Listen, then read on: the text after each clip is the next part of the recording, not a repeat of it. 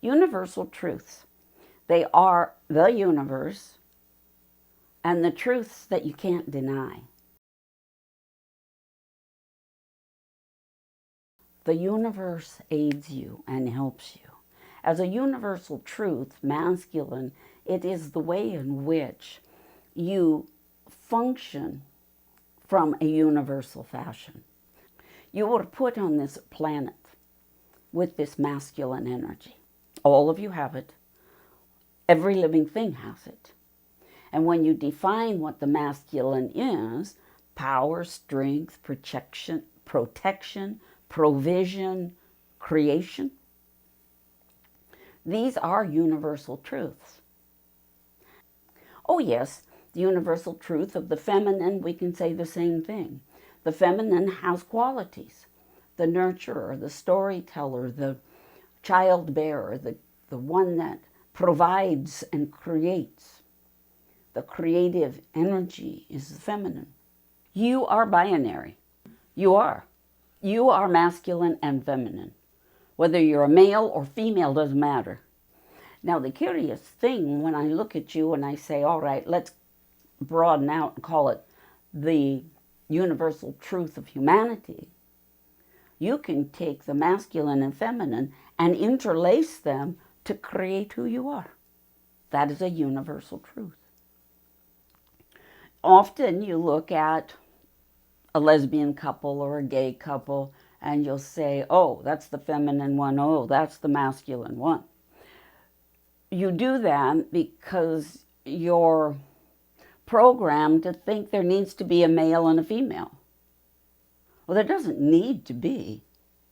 They can both be feminine. They can both be masculine. That's true in heterosexual environment. They can both be feminine. They can both be masculine. So if you're powerful, you're a powerful nurturer.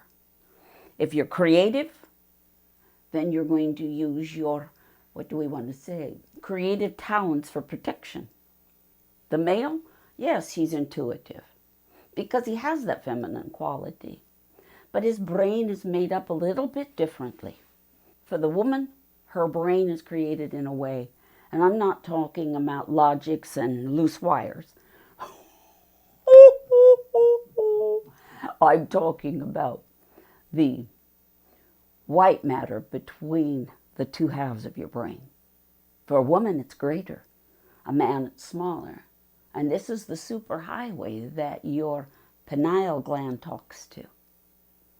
And so for the man, because he is in his masculine energy, that superhighway is a little smaller. So it's a little harder to grasp what the pineal gland is sending. And many of you, as men, have found yourself trusting spirituality after you've gone through the power phase, after you've gone through the strength phase, after you've gone through those masculine stages to get to a little bit older age when you stop and you think, oh, there's guidance here and I can trust it, but I want to know what it is in a more physical sense. What is it? But with a woman, she goes along, she nurtures, she protects, but she's quite often very, very deeply connected to her children. She has these quote-unquote psychic experiences with her children, which makes believing in some higher power easier. So universal truths are, and this is part of the universal truth, it's the way you're created. And if you're created in a way that you need that logic, that's a universal truth. If you're created in a way you need that intuitive sense, you need to connect on this higher power, then that is a universal truth. Does there have to be a masculine and feminine in a gay couple or a lesbian couple? No, there doesn't. Does there have to be a masculine and feminine in a heterosexual couple? No, there doesn't. In a heterosexual couple, often you'll see that the male is a gentler, feminine energy, And the female is more masculine and more purposeful. Just because you came to Earth with a specific gender of male and female doesn't mean you're using your power of masculine and feminine that equals the female or male biological gender. That's where you come into the transgenders.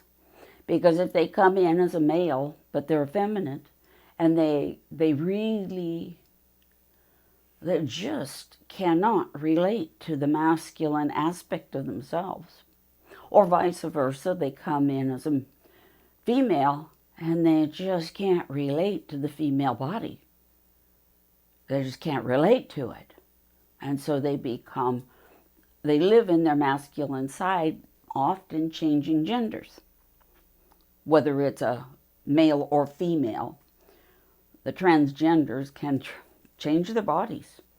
Whether you are living in your masculine energy or your feminine energy is determined on any given moment in any given situation. Truly. It's not determined by your biological gender. And each one of you does this. You go back and forth according to the situation and which aspect of you, masculine or feminine, which one is it that serves the situation? You were born with feminine side energy, masculine energy. You use them, it's like a switch, you turn it on and off. Or turn it to feminine, turn it to masculine, whatever you want to say, but it's like a switch. So if you need that feminine energy, the nurturer, the listener, the teacher, that gentle energy, you switch to the feminine side. If you need the masculine, the power, the strength, that robust protector, the go-getter that says, wait a minute, this isn't right. If you're in that energy, you're in your masculine side. You just flipped a switch. But if you're in a situation where you need to nurture, you flip your switch. You become kind and gentle, compassionate, understanding. And that's very common for most people. It really is how you do it. No matter what your biological parts are, you're going to have the switch on, off, on, off. And it's not really on, off. It's masculine, feminine, masculine, feminine, masculine, feminine.